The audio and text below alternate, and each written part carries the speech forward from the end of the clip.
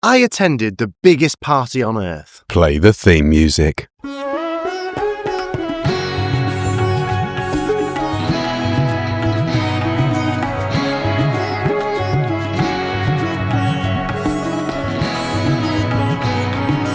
Hello and welcome to this episode of Tripology. I'm Alun and I'm here with the ever Carnival Adam. Alan, I've never been to Carnival, but my goodness, would I love to squeeze into one of those outfits. Oh, they're ever so spangly and beautiful, aren't they? Yes, of course, we're talking about Carnival. I described you as Carnival. A lot of people might not know that Carnival can also be used as an adjective. I didn't know that, but I just went with it anyway.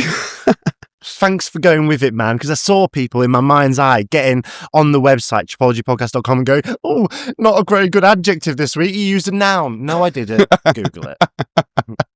Have you got, well, I'm sure you have got an idea of what that means. Am I genuinely carnival? I think if you was quite a carnival gent, yeah, I think it just means sort of bristling with flamboyancy and just being sort of a real carnival guy, you know, brightly coloured shoes and all that jazz. And eating meat? Nothing to do with eating meat.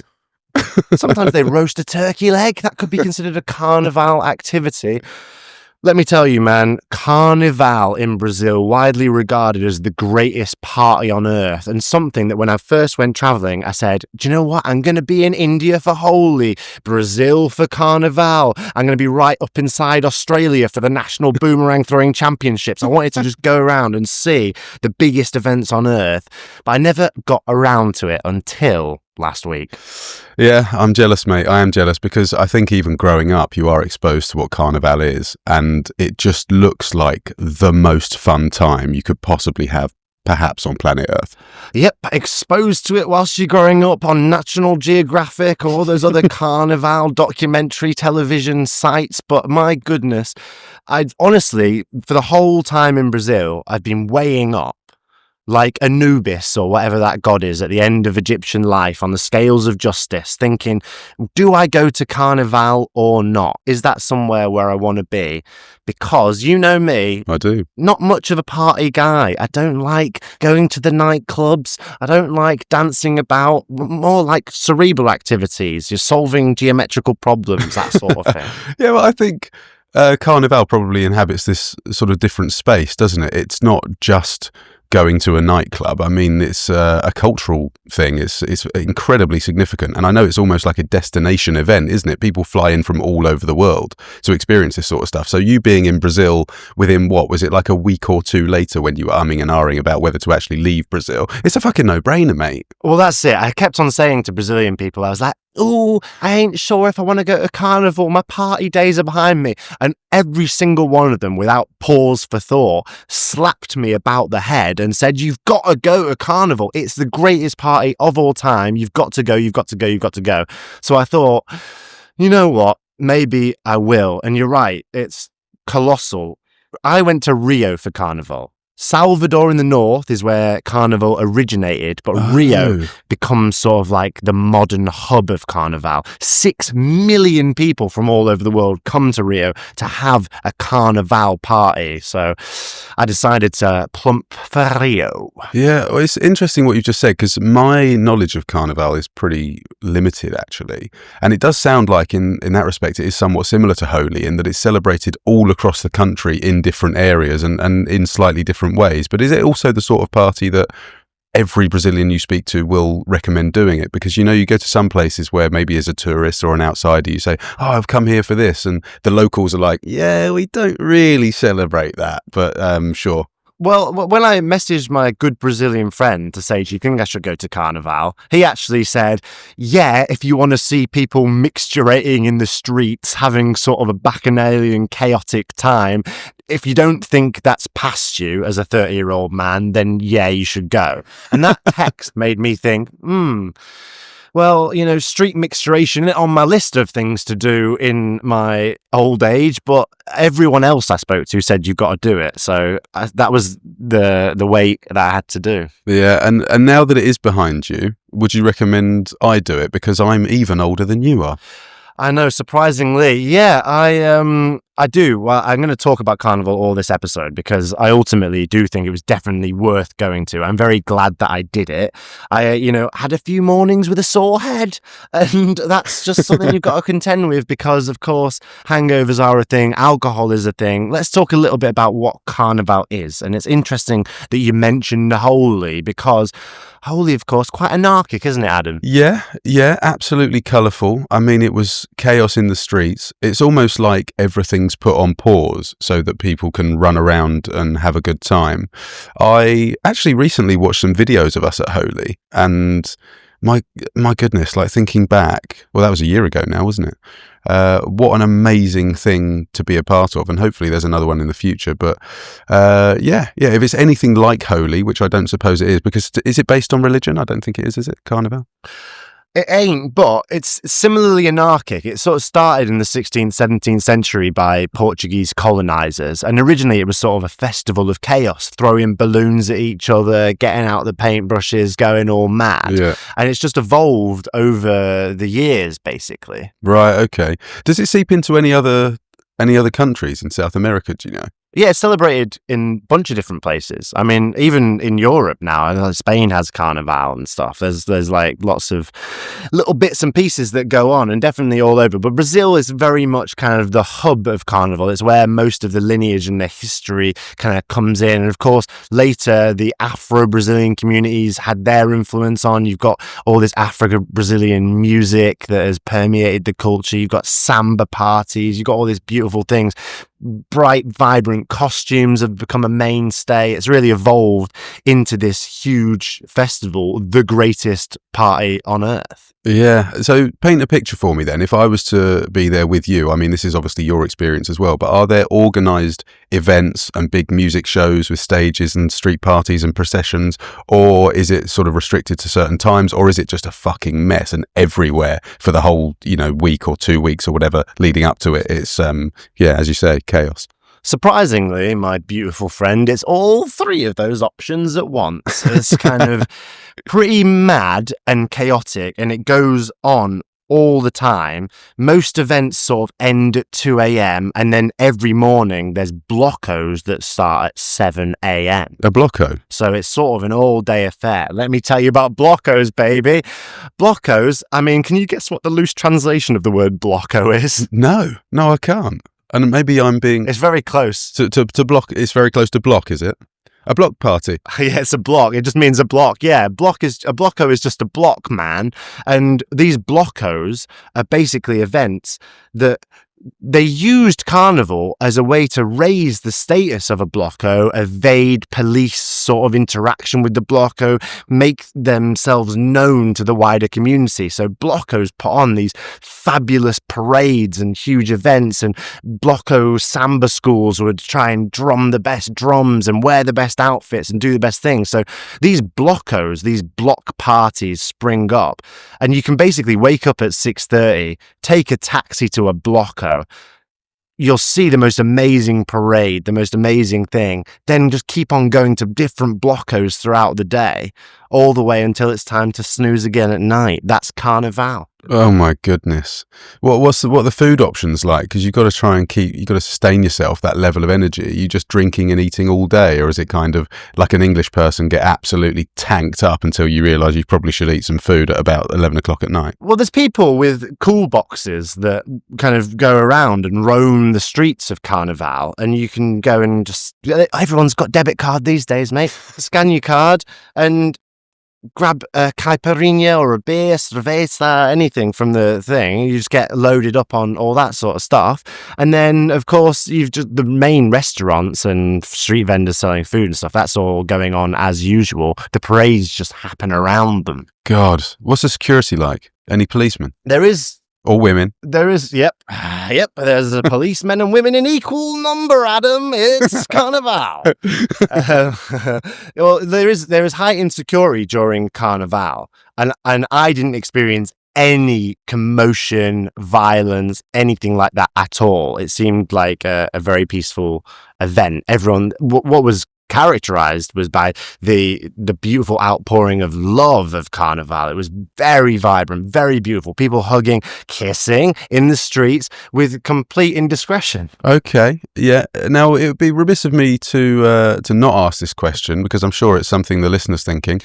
Is there drug taking going on? Are there narcotics floating around, do you think? I imagine so, mate. Yeah, I did see some people who looked as if maybe they'd taken some of the old drugs. And maybe even I came across some people who I categorically saw selling and buying drugs. But I wouldn't say it was a mainstay of the carnival thing. I think it was mostly drinking, partying, and sort of hooking up. There's a lot of people hooking up with one another through the medium of dance. Oh, wow. Because I know that, I've not really been exposed to it, not having been to Brazil, but they're quite an open people, aren't they, the Brazilians? Very open. They're open, fun-loving, don't mind a smooch. Quite early on in a date, let's say, if you were to go on a first date, and this is, correct me if I'm wrong, I might be speaking out of turn, but if you were to go on a first date with a Brazilian girl and not kiss them on the first date, they might assume that you weren't interested at all. Has that happened to you? Well, yeah, it has. Yes, it has, actually. Yes. That's never happened to me, Adam, because I don't kiss and tell. So that's just one thing about me.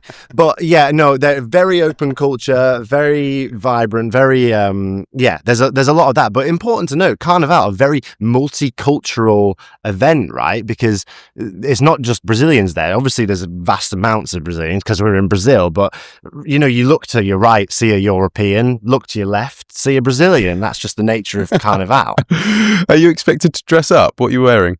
So I was staying with some friends from around the world, a Spanish person, an Irish person, even a Peruvian friend came into the mix. There was a bunch of people all hanging around. We stayed in an Airbnb because... Sounds like the beginning of a joke. Exactly, mate. Yeah. Accommodation, very expensive during a Carnival. And those girls that I were with, they all dressed up, glitter on the face, vibrant colours, and everyone else in Carnival also dressed up, nice, vibrant colours. Me, very much wearing a similar outfit to what you see now. Some glitter from one of my friends' faces may have strained my way as we high-fived and hugged, but other than that, I was basically dressed as is, and that was also acceptable. Okay, fair enough. So you're not expected to dress up, but most people do. I'm imagining lots of people wearing headdresses and incredibly elaborate outfits with big sort of tails and stuff. Are there also floats that go through the street as well? Yeah, there's all that, mate. What you're imagining is people, the samba schools putting on the blocos will be wearing vibrant colour. Maybe they'll be on stilts. Maybe they'll be all dressed up. There's a huge parade that centers in this place called the Sambadrome, which we'll talk about more maybe because it's the central bit of Carnival in Rio. You have to buy tickets and all the best samba schools in the city compete and put on these huge floats, and there's dancing and they go around a purpose-built street, and obviously they get judged and someone wins a prize and all that jazz. So you can go and see that. It's quite exceptional. But even at the blocos, people are wearing crazy outfits. It's very, very beautiful, and it's just a massive party, man. It's just the biggest party ever. Everyone's talking to each other, making new friends, staying in touch. Big deal. So you went with the people that you were with, right? Were you there? How long is Carnival and how long did you go for? It's like a week long. I did 4 days. Wow. Okay. And you were that was enough for me. You were moving around as a little crew. Did the group fracture at all, or did you stay as a 3 or 4? How does that work? Well, you've correctly identified that there is a story about a fractured group, because if I tell one story from my Carnival experience, it would be the time where my group became fractured, and we'll probably do that after the meditation break, because it was probably the highlight of my Carnival in the end. But yeah, just speaking briefly more on the outfits, there's some funny stuff there because people do dress up. A lot of people you'll see in nun outfits going around dressed as a nun. Yeah, okay. And that's because basically once during one of the blocos went past a nunnery, and I was told this story, so it's not verified, but basically one of the nuns saw the blocko going around and she thought, fucking hell, this seems so amazing, I want to be part of it. And she ran out of the nunnery and joined the blocko, dancing around, getting involved. So now, to honour her, people will wear a nun's outfit. It just shows if you got rhythm, it doesn't matter what you believe. Exactly. And with that fucking bombshell. Let's blast off on a meditation break. This meditation break is brought to you by our very own Patreon. Oh, it's a hell of a time over there. We have the Lost and Found section. That's a little 15-minute section after the podcast where we get a little bit naughty. In last week's episode, I jumped into the Brazilian Sea absolutely nude, inciting what can only be described as a riot. For as little as $1 a month, you can get access to all this bonus content, and you might even get a message or two from us as well. Oh my God, go there now. It's patreon.com/Tripology Podcast, link in the description. Thanks ever so much for the support. We love you. Ciao. Like a scantily clad Brazilian on stilts going down the blocko, allow your conscious mind to return into your brain as we talk about Carnival. The word blocko is so funny. Just a little spoiler for you guys. I'm now in New Zealand. I'm sure you could tell that from the lovely background. But the word blocko just makes me think like an Australian was involved in naming it. Oh, crikey, mate. Got a little blocko going on down the street. It's pretty crazy. Yeah, just got a local blocko, mate. Yeah. And I did see someone wearing a cork hat, so it was almost exactly the same. For a moment there, I thought I was in Australia. So we get a beautiful Airbnb for Carnival, right? I was very grateful because I didn't have accommodation sorted, and I basically left it up to my Irish friend to organise everything, and she did, and that was great. I was very thankful. Thank you. Yes. Okay. So we establish that because Carnival has a reputation for being a little bit dangerous sometimes, I'm talking phones might get pickpocketed, that sort of thing, right? Oh, okay. Now we're getting to the juicy stuff. You do have to, be aware. Okay. You got to be very aware, mate. So I decided, do you know what? Because of the nature of Tripology, I can't have my phone stolen. If my phone's stolen, the podcast is over. The website gets taken down. You cease to exist. A lot of problems happen if my phone disappears. So I thought, don't even risk it. I'm going to leave my phone at home. Okay. Yeah, that seems like a sound plan. I mean, if your phone got stolen, I know you're sort of joking there, but it would be catastrophic to the podcast. Yeah, so like E.T. in reverse, the phone was at home, and that was just it, right? Oh, God. Quick, continue, because that's hilarious. Yeah, okay, so mate, I basically rely on my Irish friend. I say, I'm going to order my Uber Moto, so you can get through the Carnival traffic. Okay. And I'm going to go to the Blocko in Santa Teresa. That's the place where the nuns are. So I said, no problem. We'll put our same location in. We'll all go to Santa Teresa. We'll meet there, and then we'll have a hell of a time Blocko-wise. And then whatever I spend, that I would have used a card, I'll get you back, and I'll just have you to take me home and all that stuff, because she was going to take her phone with her, yeah? Okay, that sounds like a sound plan, all above board. Nice of her. Very nice of you. Thank you again for the accommodation and for the phone help. So we go. I go first in the motor taxi. I arrive at the destination. The motorbike can't get through the final crowd, so I sort of get to the outskirts of this blocko, and I go, perfect, I'm going to wait for my friend.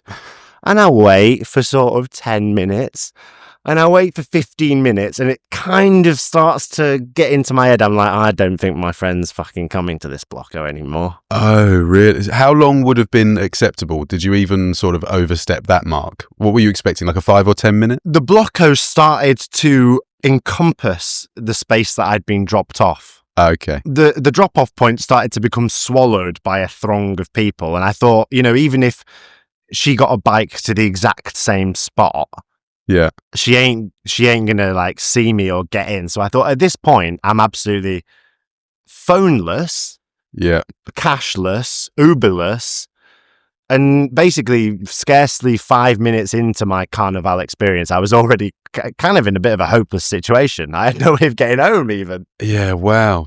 Tell me the distance again, the journey time. About 14 and 35 minutes on a moto. Oh yeah, it's not close, is it? It was the other side of town. My goodness. Yeah.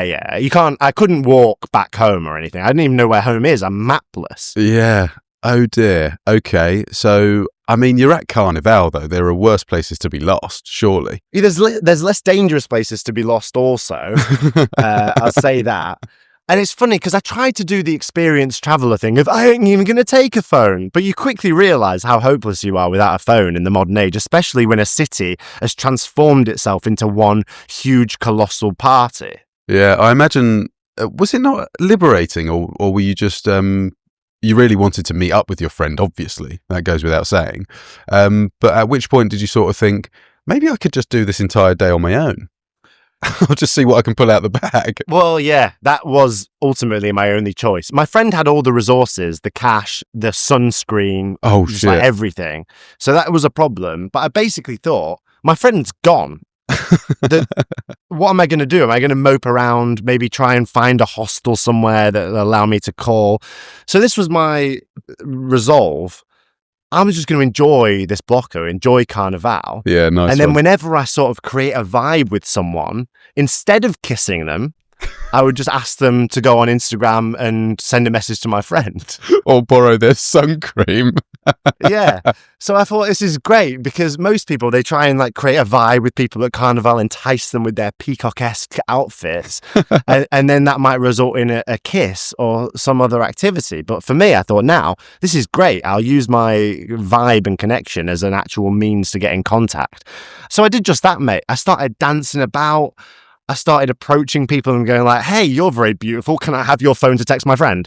And that was perfect. It actually was a great start to Carnival because it put me in this really open, friendly mindset that meant that I just met a bunch of cool people. Yeah, I guess the only option then, your hand is forced, isn't it? You've got to go and talk to strangers and build a rapport with them. And were there a couple of times when you approached people and tried to, get their phone off them that where maybe you weren't as successful and you had to end up kissing them, for Christ's sake? Yeah, I went, come on, give me your phone. I'm desperate. And people would go, oh, when people say a lie that's obviously a lie, they go, oh, my phone's not got data on it. Hasn't it? Why have you got it then? Why is it with you if it's not got data? There were no pockets in my nun's outfit, so I left it at home. Yeah, exactly. The number of people I approached who didn't have a phone, remarkably. You don't look the type. I'd let you borrow my phone. Yeah, well, a lot of people did. By the end of the day, my friend had 8 sort of message requests on Instagram. And all from different phones. Yeah, I was sunburnt to a crisp. But eventually, I just found him in a little shaded spot. I go, hello, and we all met up. And she went, she's Irish. She went, oh. She goes, I wasn't worried about you at all. She just goes, I knew you'd be having a fine time. So I was like, yeah, cool. She wasn't looking for me. Yeah, but hang on. Weren't you like, yeah, but hold on a minute. Why weren't you at the meeting point? Her bike dropped off in a completely different area because there was no access to the blocker. So I knew that wasn't even a possibility for her. The meeting point had been destroyed by party. Right, okay. Yeah, fair enough. I mean, were they not like actively searching for your whereabouts? It seemed like a very loose search party. They basically sort of glanced around the street party and sort of saw if they could see a guy that wasn't dressed in Carnival gear. But beyond that... That's so funny. How long was the time between when you realised you weren't going to meet them again and then when you finally found them? I reckon I was doing a solo Carnival experience for about 2 hours. No, not in time, in kisses. Oh, well, it was 8 message requests I said on my friend's phone. And you don't kiss and tell. So what we can deduce from that is that, there was maybe a couple in there. I like that. I'll tell you what, my phone message to kiss conversion rate is a very sorry percentage indeed. But mate, Carnival, you know what? I really thought maybe I wasn't going to do it because I thought just seems too hectic and crazy. But my big takeaway is really very wild, but not crazy in the worst possible ways, crazy in the best possible ways. People were really kind and sweet. There's a community of people who they're incentivized to collect all the trash because they can sell the cans and stuff for like decent money. They can make like 150 reais a day. So the streets are actually like relatively clean compared to for 6 million more people in the city all partying. It's actually like organized really, really well. That's so amazing. And yeah, it's sort of very respectful and positive, and there's not really many people there trying to cause trouble, or I just don't know what to expect, or I didn't know what your experience was going to be like. But I'm so glad that it seems sort of overwhelmingly positive and sort of, I mean, innocent's the wrong word, isn't it? But certainly the wrong word, yes. There's one, my favourite blocko. The cool thing about it is that it's not just your stereotypical nightlife party. Obviously, there is that if you want it. But it's kind of inbuilt that everyone goes to sleep at 2, sleeps for a few hours, and then gets up early. And in the morning, there's these beach blockos. My favourite one was Ipanema at 7 a.m. when we all just gathered there. And it was a crazy throng of people with cool music playing, people dancing, and it's like a real crowd. There was someone hanging from the treetops, and we were all on the beach just having this thing. And that's cool for that level of debauchery to be happening at the very, very start of a day. Yeah, that's amazing. I mean, the only thing that I can maybe relate, sort of, it sounds a little bit like my times in Ibiza when I was a bit younger. Because there, it's sort of, if you want it to be, it's no holds barred. People are on it all the time, all day, in every capacity imaginable. And like I said, if you search for it, you will find it. But there is also the beach aspect. There is also the pool parties and this kind of stuff. The music, what sort of music is playing for the most part? If someone like me who likes electronic music and say like techno and that sort of stuff, can you find that there? Yeah, I mean, it's mostly like Brazilian funk, Brazilian music, samba, obviously the big thing. There's like a lot of that, but there's techno parties and things that go on, and there's ticketed events that you can go to as well. Oh, well. All different types. It's just one big party. I'll say this as well. Obviously, the drinking and the drugs, the caipirinhas and the MDMA are a huge part of Carnival. No one's denying that. Right. But I went to one blocko, like a 7 a.m. thing, and just didn't drink. I just like vibed and enjoyed it. I obviously drank my fair share of caipirinhas as well, but it seemed totally valid to just be out in a parade sober. Okay, cool. And just, I mean, I should know this. A caipirinha is it rum and lime juice? Yeah, it's a specific rum that's like cachaça. Yeah. It's like white rum. It's like the Brazilian national alcoholic drink.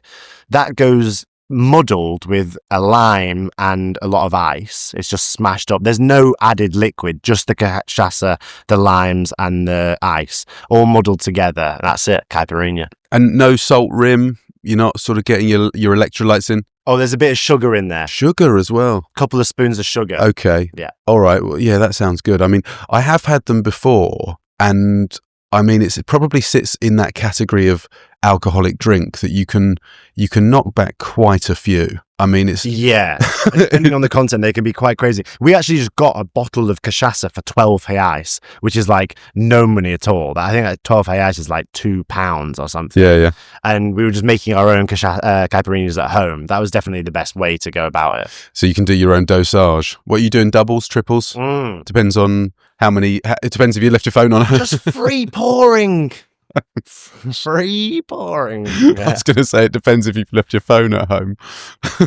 Yeah, it does. Yeah, of course. Yeah, absolutely, man. So Carnival, recommend it. Definitely go if you can. If you're in the area, check it out. If you're not in the area, get on a plane. Make sure you book your accommodation well in advance and just have a proverbial ball, my friends.